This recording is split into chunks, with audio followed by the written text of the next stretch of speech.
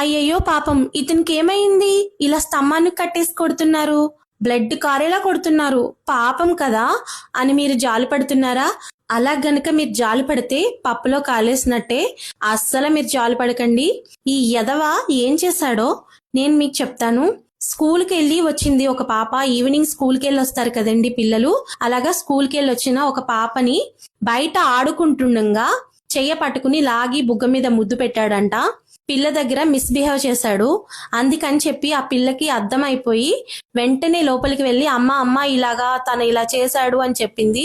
వెంటనే వాళ్ళ అమ్మ నాన్న వెనకాల పరుగున వచ్చి వాడినైతే పట్టుకుని జనాలందరూ స్తంభానికైతే కట్టేశారండి. కట్టేసి జనాలందరూ శుభ్రంగా దేహశుద్ధి అయితే చేశారు. ఇలాంటి మృగాల వల్లే కదండి పేరెంట్స్ పిల్లల్ని స్కూలు పంపించడానికి కూడా అయితే భయపడుతున్నారు. అలాగే పిల్లలు కూడా స్కూల్కి వెళ్ళడానికి చాలా భయపడుతున్నారు. స్కూల్లో గుడ్ టచ్ బ్యాడ్ టచ్ చెప్పడం వల్ల చాలా మంచిదైతే జరిగింది. అది బ్యాడ్ టచ్ అని ఆ పిల్లకైతే అర్థమైంది.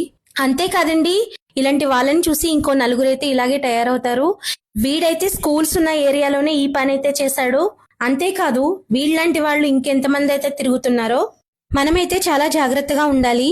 నేనైతే పాపని వీడియో తీయలేదు, నాకు అది కరెక్ట్ అనిపించలేదు, అందుకే వీడియో అయితే తీయలేదు.